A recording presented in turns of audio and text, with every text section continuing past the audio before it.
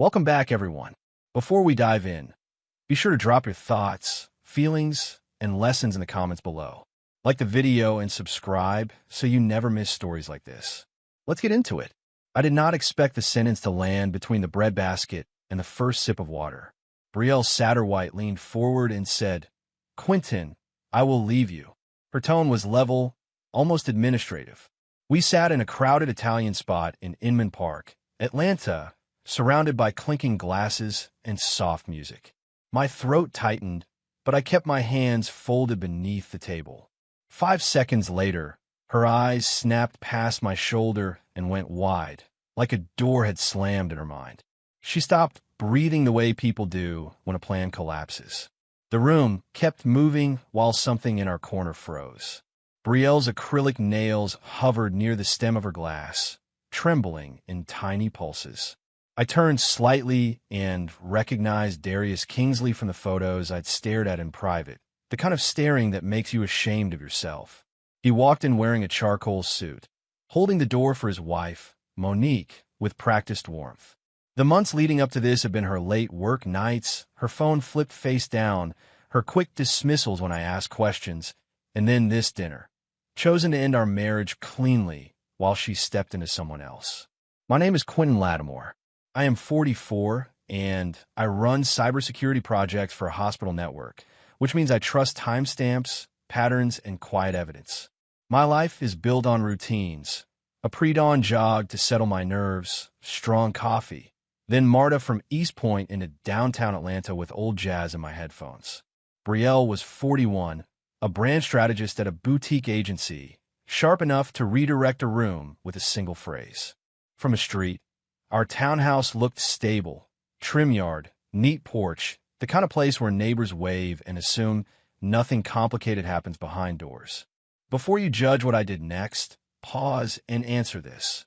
If your partner confessed at dinner and the person they were leaving you for walked in with their spouse, would you stay quiet or speak up? Drop your answer in the comments and keep watching, because the moment the door opened, everything changed. We did not begin complaining. We met in our late 20s, broke in the gentle way young couples can laugh about. Brielle had a crooked grin and a habit of rubbing her thumb along her ring finger when she was thinking hard. I was steady and cautious, the kind of man who planned dates around bus schedules and paycheck timing. We split cheap tacos near Grant Park, argued about which street musician deserved our last dollar, then walked home holding hands like it was the simplest promise in the world. Our wedding was modest: community hall, borrowed chairs, family cooking, and a playlist we built ourselves. The early years were imperfect but warm. We painted our first apartment ourselves, leaving pale streaks on our forearms, laughing until our ribs hurt. Saturdays meant errands and a stop at a corner store for soda. Sundays meant church and long dinners with my aunties. On weeknights, I cooked while Brielle rehearsed pitches out loud, turning our living room into her stage. She danced barefoot when a song hit right. I kept a notebook of goals: pay off the car, build savings, upgrade furniture one piece at a time. We argued about small things, then ended up on the couch, knees touching, still choosing each other. The shift began after Brielle landed a major account and started dressing like the future she could finally touch. New heels, sharper perfume, meetings that ran late. She stopped humming while she cooked. She stopped leaning into my shoulder during movies. When I asked about her day, she answered with summaries instead of stories. She developed a nervous tell, acrylic nails tapping a quick rhythm on the kitchen counter whenever I asked a follow-up question. I teased her about it once, and she forced a smile that did not reach her eyes. Later, I realized that tapping was not impatience.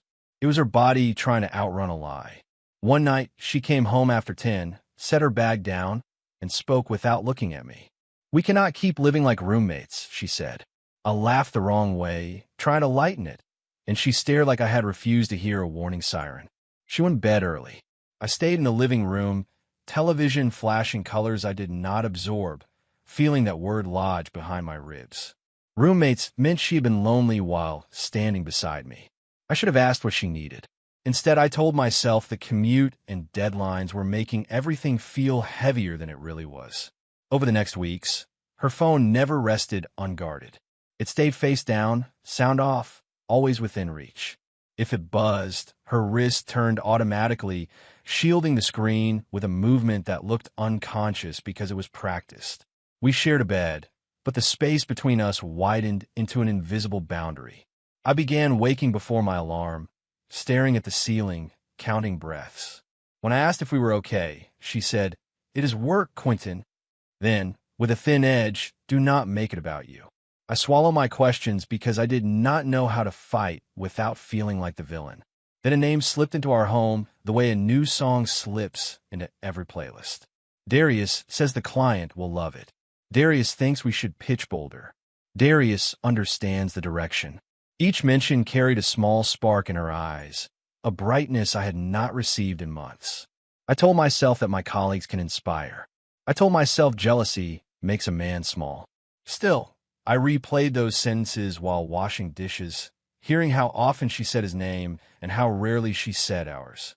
Even when she spoke about the future, it sounded like her future, not ours, like I was a helpful accessory instead of a partner. The first undeniable crack came from a message preview I did not ask to see. Brielle left her phone on the kitchen island while she changed clothes. The screen lit up with 4 words. Last night was perfect. No sender name, no context, just that line sitting there like a dare. My stomach dropped, then my mind reached for excuses. Maybe it was about a client dinner, a presentation, a team win. I pressed the side button and darkened the screen, refusing to swipe.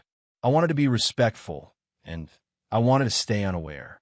The problem was my body did not believe my explanations. It held those words like a bruise. The next day, I followed my routine as if habit could hold me together. Jog, shower, train, meetings. In a crowded car, I watched the city blur past and felt older than the morning before. I opened our shared calendar and began noticing patterns I had ignored. Late team dinners on Tuesdays, strategy sessions that ran past midnight, quick trips that required hotels. I started a private note and typed dates the way I would log incidents at work. The act felt shameful, yet it also felt like oxygen. Part of me wanted to stop to preserve the illusion. Another part kept writing because illusions do not pay your bills when the truth arrives. A week later, Brielle returned from an off-site in Savannah and moved through the house with the detached energy of someone visiting. She kissed my cheek quickly, then went straight to the shower. I carried her suitcase to the bedroom, and a small envelope slid from a side pocket. It was a valet ticket from a downtown Atlanta hotel, dated the night she had claimed she was out of town. The paper felt heavier than it should have. When she came out, the towel wrapped tight, I held it up. She barely blinked. "They must have mixed it in at the front desk," she said, and her nails tapped twice on the counter like punctuation. After that, I stopped expecting affection and started noticing details. She ate dinner late, alone, scrolling. She wore perfume even on days she stayed in sneakers. She stopped leaving her laptop open on the dining table. I began washing the same mug twice because my hands needed something to do. I asked if we could take a weekend trip, just us, up toward the mountains near Blue Ridge. Brielle sighed and said, "Quentin, I do not have space for that right now." Space sounded polite, but it felt like a door closing slowly. I heard my own pride whisper that if I just stayed calm and useful, she would return to me. Pride lies gently. The first time someone outside our marriage mentioned Darius, it happened in a hospital conference room. A coworker, joking about marketing agencies, said, "Your wife's team always runs late because that Kingsley guy keeps them out." He laughed and moved on. My smile froze halfway. During lunch, I searched for Darius Kingsley online. His profile was polished, awards, panels, photos with teams around neon signs. He looked like the kind of man who could sell a story with confidence. I compared his world to mine, my quiet promotions, my spreadsheets, my night shifts during system updates. I hated myself for comparing, then hated myself for pretending comparison did not matter. My guilt complicated everything because my flaws were real. I had not cheated. I had not screamed. I had simply been absent in the ways a work-focused man can be absent. When Brielle wanted comfort, I offered solutions. When she wanted to be heard, I suggested a plan. I believed being useful was being loving because that was how I had been raised. Admitting that did not excuse betrayal, but it did remove the fantasy that I had done everything right. I remember the night she cried about a client humiliating her in a meeting. I told her, "You are strong, you'll be fine," then opened my laptop like it was inconvenient. That memory stayed with me, sour and instructive. Once I committed to clarity, I changed my methods. I did not touch her phone. I did not install trackers or play games. I pulled bank statements and credit card logs because money records are indifferent. Repeated charges appear at the same restaurants, the kind of places people choose for dates, not quick staff meals. I matched dates to calendar notes. I noted time patterns: dinner at 8:20, dessert around 10, ride share after 11. I saved screenshots in a folder labeled taxes because secrecy became my only shield. The work felt cold, but also felt honest. In my world, you cannot fix a breach you refuse to acknowledge. Eventually, I searched for Darius's family. His wife, Monique Kingsley, posted photos about school events, volunteer shifts, and Sunday brunches. Her captions were gentle, full of gratitude and tired pride. Their two boys smiled in matching jerseys. The contrast made my stomach turn. If Darius was crossing lines with Brielle, then Monique was living in a marriage shaped by missing information. I wrestled with whether to contact her. If I was wrong, I would poison an innocent home. If I was right, silence meant letting two households keep walking toward a cliff. At night, I sat on the edge of my bed, palms pressed together, arguing with myself like a man in court. On a rainy Wednesday, Brielle came home late, humming under her breath, a brightness I had not received in months. That sound landed like an insult. I sat on the couch, palms damp, and realized denial was no longer protection. It was imprisonment. I opened my email and wrote Monique a careful note. I introduced myself, gave my city, my number, and one sentence that carried all the risk. I believed our spouses were involved beyond work. I did not insult her husband. I did not demand anything. I asked for a conversation when she felt ready. Then I stared at the screen for a long time before pressing send, because some choices cannot be undone with apology. Monique replied the next morning with a single line. "What makes you say that?" No anger, no sarcasm, only guarded exhaustion. I asked if she could talk later. When she called, her voice sounded composed but thin, like someone holding a plate with shaking hands. I explained my routines, the changes in Brielle, the message preview, the valet ticket, the charges I could confirm. Monique listened without interrupting. Then she described Darius turning off location sharing, guarding his phone, coming home smelling like cologne that was not as usual. She mentioned one night his phone lit up on the counter with Brielle's name, and he flipped it over so fast it felt like panic. That detail hit me hard because it meant my gut had not been paranoid. It was accurate. We spoke again 2 days later, and the conversation shifted from suspicion to strategy. Neither of us wanted public chaos. We both had careers and families anchored to stability. We needed a moment they could not rewrite with words. Monique said she had confronted Darius before and watched him talk until she felt foolish. I understood, because Brielle had begun doing the same, calling my concerns overthinking. We agreed on a controlled confrontation in a public place where no one could isolate the other or twist the story afterward. It did not feel like revenge. It felt like two people refusing to keep drowning quietly.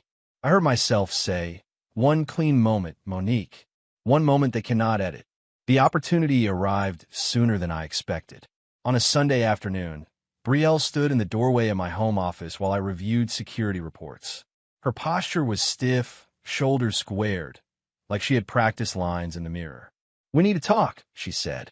My stomach tightened, but I kept my voice neutral. "Okay." She proposed dinner on Tuesday, early evening, an upscale place she liked in Inman Park. Her tone carried finality, not negotiation. When she left the room, I sat still, listening to the faint hum of my computer fan, and understood what that invitation meant. It was not a date. It was a closing meeting. I texted Monique. She picked Tuesday. Same neighborhood. Monique replied, "Darius just mentioned a client dinner Tuesday." The coincidence felt like confirmation. We coordinated times with careful precision. Brielle booked our reservation for 6:15 p.m. Darius told Monique he had a client dinner at 6:30 at the same restaurant. Monique agreed to arrive with him a few minutes after we sat down. She would text me when they parked. I chose a table with a clear view of the entrance and asked the hostess for a corner spot by the window, polite enough not to sound suspicious. We went over details like professionals, where she would stand if she needed a breath, what she would say if he tried to steer her outside, how we would avoid a scene. Our goal was not humiliation. Our goal was truth that could not be rewrapped. Tuesday morning, I clung to routine on purpose. I ran before sunrise longer than usual, letting cold air sting my lungs until my mind quieted. I made oatmeal, cleaned the counter, and folded laundry I did not need to fold. At work, I answered emails politely while my thoughts drifted. I watched couples in the cafeteria laugh over lunch and wondered how many of them were balancing secrets under their trays. In the afternoon, Brielle texted, "Do not be late." I stared at those words longer than necessary. My marriage was cracking, and her concern was punctuality. Something about that made me feel both sad and angry, because it sounded like she had already turned our life into a schedule she could control. After work, I showered, shaved, and wore a navy blazer that fit well, but had not seen daylight in months. I dabbed cologne lightly, not for Brielle, but for myself, a reminder that I still own my presence. In the mirror, I studied my face and noticed the new lines around my eyes, carved by months of quiet worry. I rehearsed what I would say if she announced her exit. I did not plan a speech. I planned boundaries. Calm voice, no bargaining, no begging. While I locked the front door behind me, the click sounded heavier than usual, like a small seal. I drove toward Inman Park with both hands on the wheel and my jaw set, not to look tough, but to stay steady. The hostess led me to a table near the window. Warm light glowed over white plates and folded linen. The room carried that soft murmur people create when they believe they are safe. I ordered sparkling water and kept my phone face up, waiting for Monique's signal. My heartbeat thudded in my ears, but I kept my expression neutral. I stared at the menu without absorbing a single item. A couple nearby leaned close, whispering and smiling, their hands brushing casually.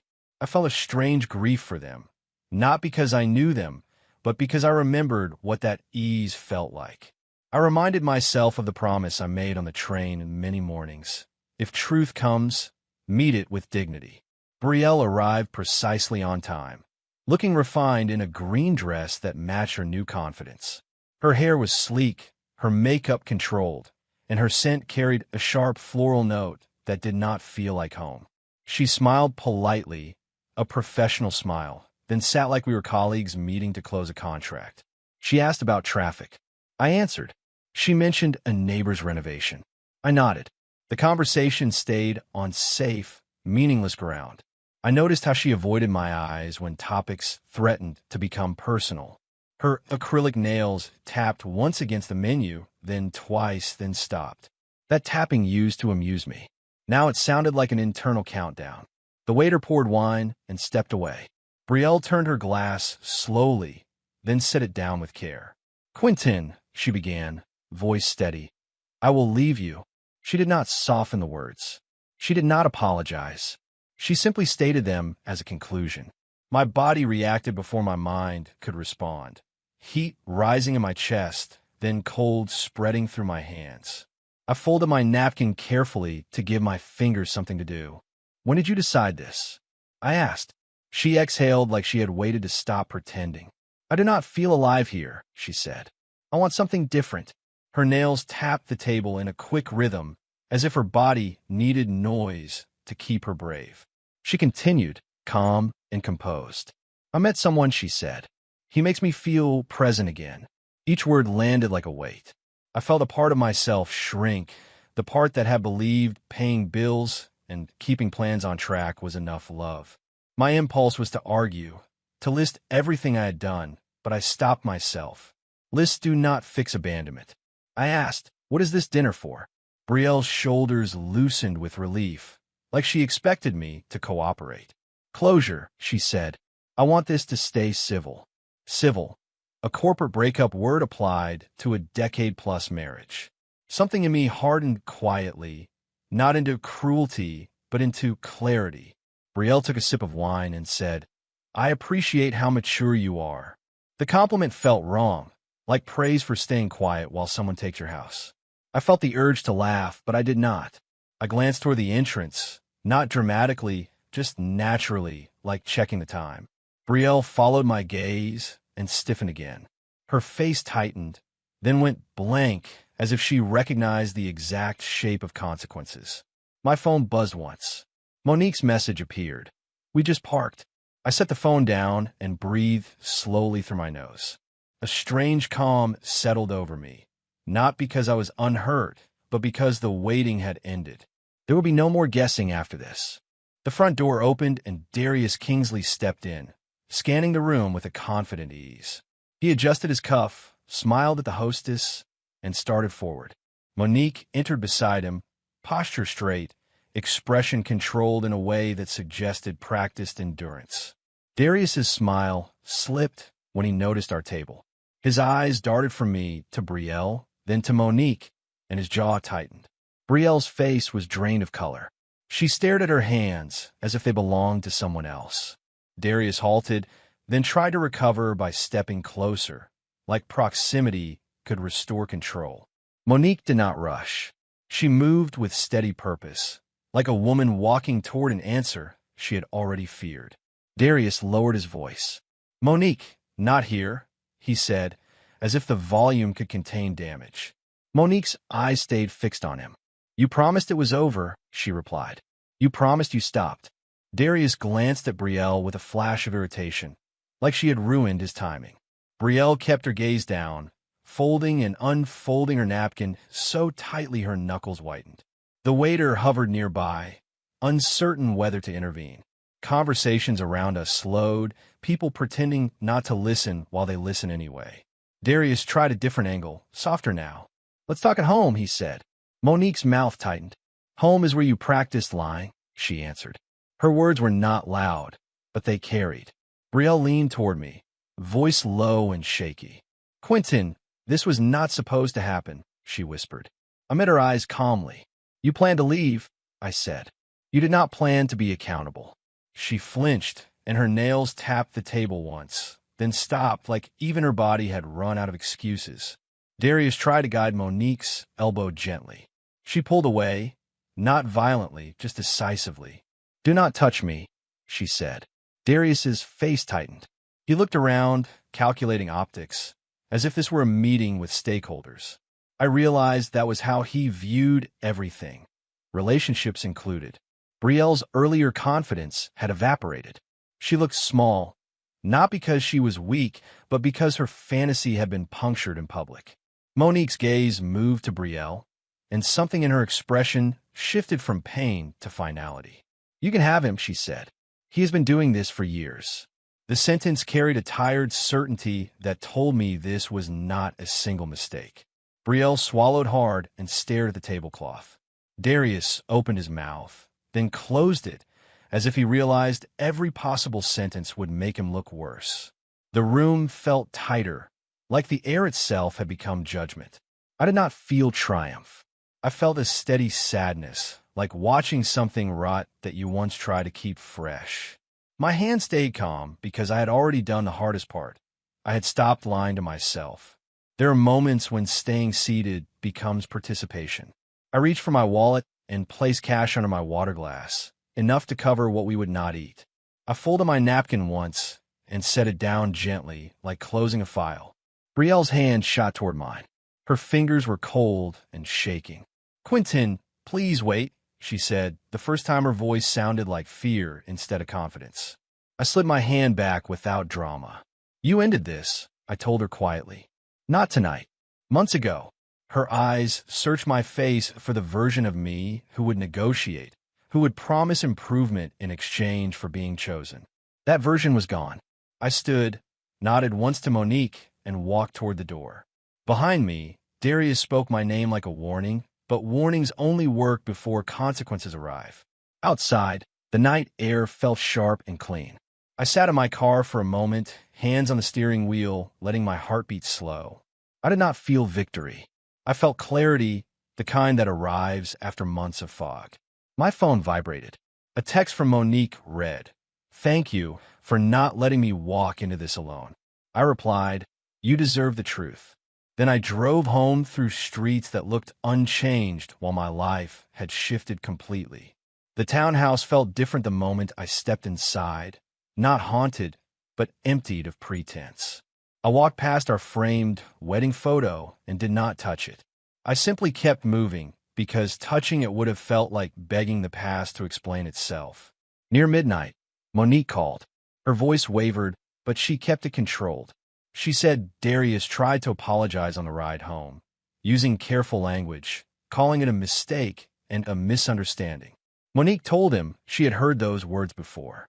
We spoke not about revenge, but about shock and a strange relief of no longer questioning our own sanity. I admitted the shame I carried for staying quiet so long, for doubting my instincts, for choosing comfort over confrontation. Monique admitted she had checked location history before and blamed herself for caring. We stayed on the phone a long time, not because we were bonded by drama, but because shared truth can be the first stable ground after months of emotional quicksand. The next morning, I followed my routine again, not because life was normal, but because structure kept me from sinking. I ran at dawn and listened to the sound of my shoes on the pavement. I made coffee and wrote 3 sentences in my notebook.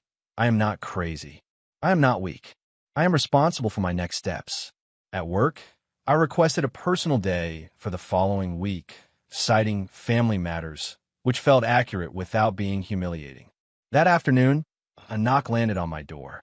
Brielle stood there with swollen eyes, hair pulled back hastily, face bare in a way that made her look younger and more frightened. She did not wait to be invited inside. "It is over," she said, voice breaking. "I made a mistake." She reached for my hand like muscle memory. I stepped back. Brielle tried different angles, as if the right combination of words could reset time. She reminded me of our first apartment, our wedding playlist, the night we stayed up laughing on the floor. Each memory felt real and distant, like a photo of a house that burned down. I did not insult her.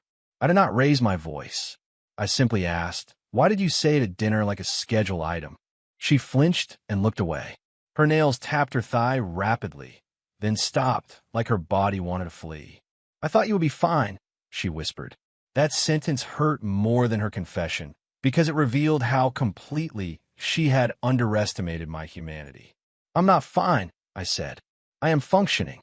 Then I added, "You wanted honesty. Stay with it now."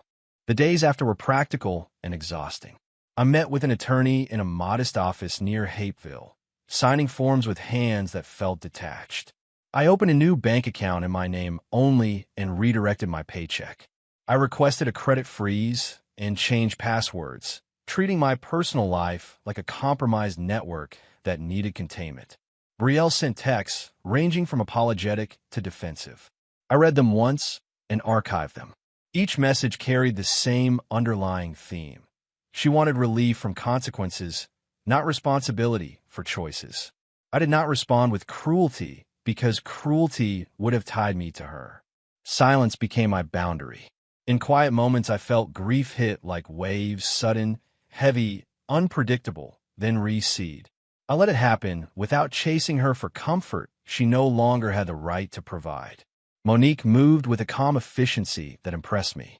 She filed for separation and notified Darius's agency HR about policy violations, not with rage, but with documentation, dates, receipts, and a written statement. Darius tried to persuade her to keep it private, offering promises and gifts, speaking as if this were a public relations issue instead of a moral failure. She declined. The agency placed him on administrative leave pending review. Rumors spread through their office, and a man who had seemed powerful now looked suddenly smaller, because power collapses when it relies on secrecy. Monique told me she cried in her car after meetings, then wiped her face and walked back in anyway, because she had children watching her for cues on how to survive disappointment. That detail stayed with me, because it reminded me that strength often looks like doing the next necessary thing while your heart is still in pieces. For me, rebuilding was quieter and lonelier. I sold the townhouse and split the proceeds according to the agreement, watching numbers move across a screen like they belonged to strangers.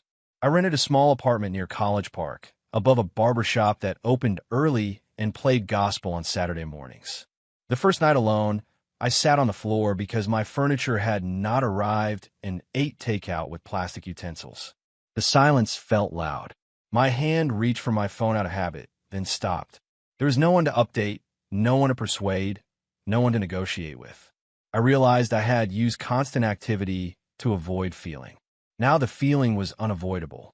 I turned on a jazz record and let it play through without skipping songs, letting each note fill the space like proof that I could endure quiet without collapsing. Brielle's life tightened around her choices. She moved into a short-term rental near downtown, then struggled with rent when her agency reduced her hours after a client complained about internal drama. Friends who had encouraged her new chapter stopped answering when the mess became inconvenient. Darius called her less and less once pressure rose, because selfish people love secrecy but hate consequences. Brielle left me voicemails that started with an apology and drifted into frustration that I would not at least talk. Listening to them once felt like touching a hot stove. I stopped listening. I understood something then.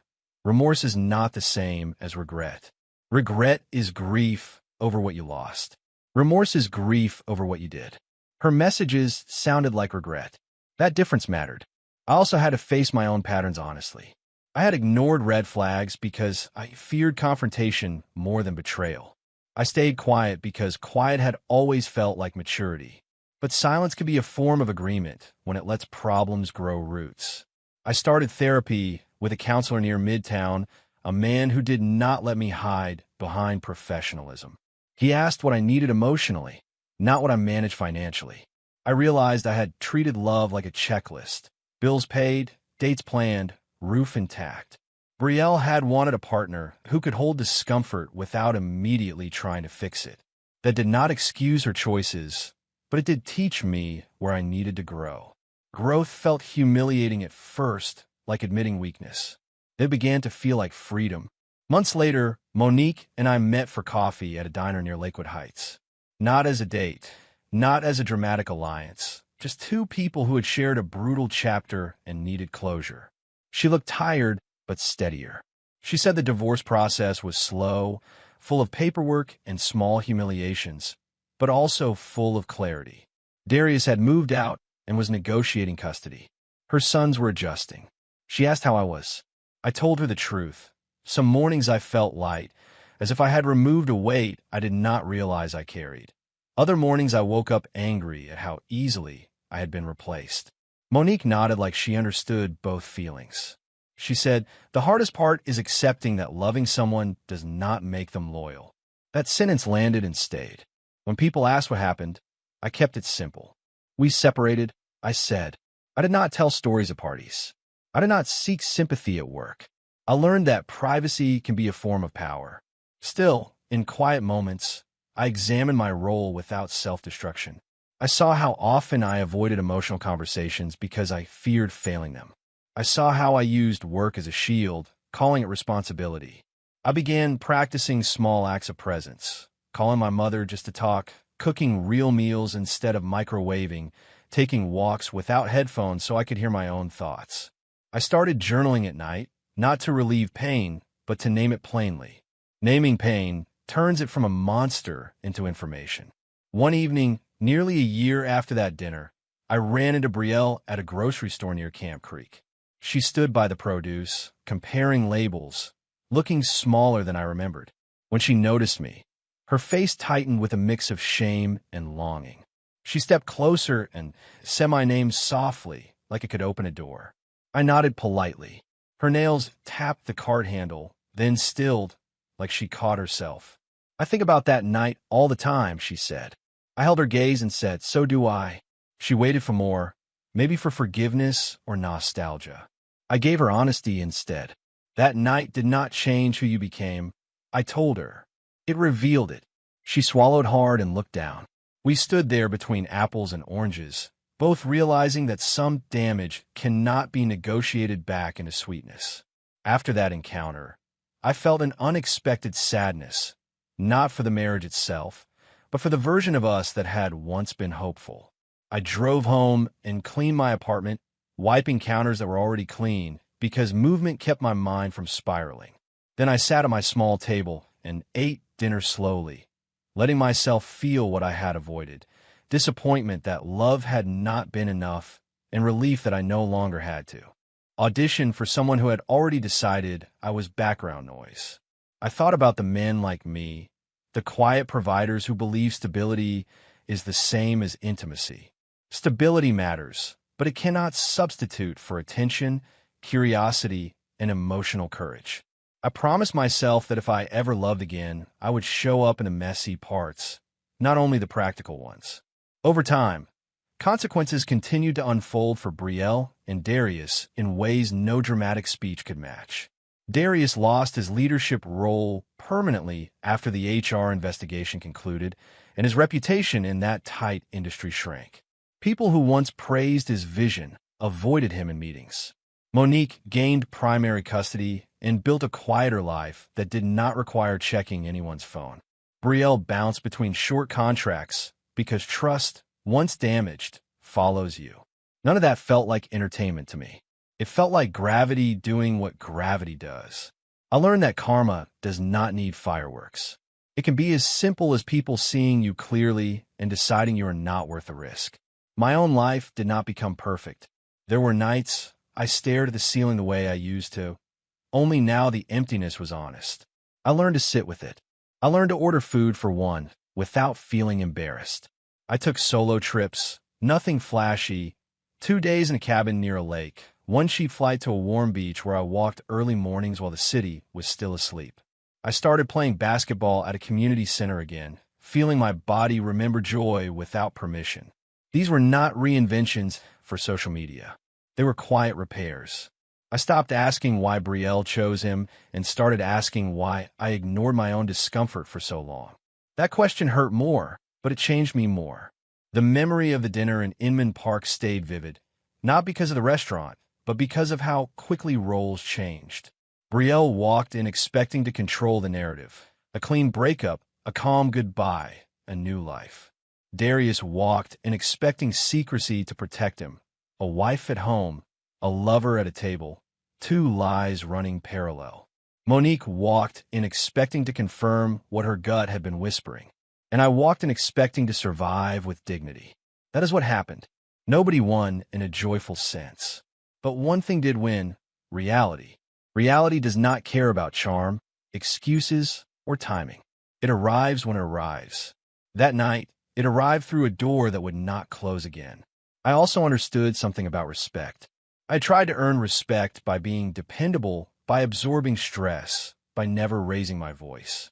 Dependability is good, but respect requires boundaries.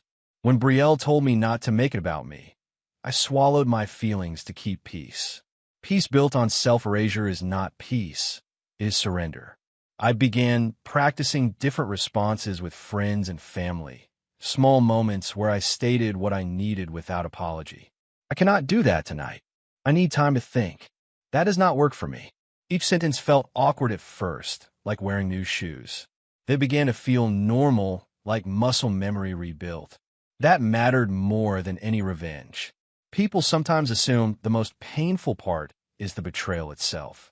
For me, it was the months of doubt before certainty, the slow erosion of confidence in my own perception. Gaslighting does not always come as cruelty. Sometimes it comes as fatigue and dismissal. You are overthinking. You are imagining things. Those phrases made me question my instincts until I started treating my gut like data. When I finally trusted patterns, message previews, valet tickets, repeating charges, I stopped feeling crazy. I felt sad, but sadness is cleaner than confusion. Confusion makes you chase explanations from people who benefit from your uncertainty. Clarity lets you stop chasing. That is why I still respect the decision I made to contact Monique, even though it terrified me. Fear does not mean you are wrong. Sometimes it means you are finally awake. If I could speak to the version of myself who sat at that table before the door opened, I would not offer a heroic speech. I would offer something plain. Do not beg someone to choose you after they have already chosen betrayal. Save your dignity for yourself. I would also tell him to learn earlier what I learned later. Intimacy is built in ordinary moments, in questions asked with patience, in being present when emotions are inconvenient. That lesson does not excuse Brielle. It simply prevents me from repeating my own mistakes with someone else. I think about my notebook of goals from our early marriage and realize the missing goal was emotional courage. I can build that now, quietly, without applause. Sometimes I picture Brielle's face in the second after Darius walked in, the split second when her fantasy collapsed and she realized she was not the only person being deceived. I do not replay it with satisfaction. I replay it as a reminder. Secrets feel powerful only until they're exposed to light. When Brielle said, "This was not supposed to happen," she revealed the truth she had been hiding from herself. She did not mean the affair was wrong. She meant the consequences were inconvenient. That difference told me everything I needed to know about who she had become. Walking away was not dramatic. It was necessary. I did not leave to punish her. I left to stop punishing myself. If this hits close to home, share this with someone who's been blaming themselves for what they didn't cause. And if you want another story where the perfect plan collapses the second the truth walks in, tap subscribe and watch the next upload, because the quiet endings are the ones that stay with you. My life now is quieter and more honest. I still run the mornings, still ride MARTA with Jazz, and still solve problems for a living. The difference is I no longer solve other people's character flaws for them. I keep my home simple, my boundaries clear, and my peace protected. Monique and I exchanged a few messages over the months, mostly updates about paperwork and encouragement to keep moving forward.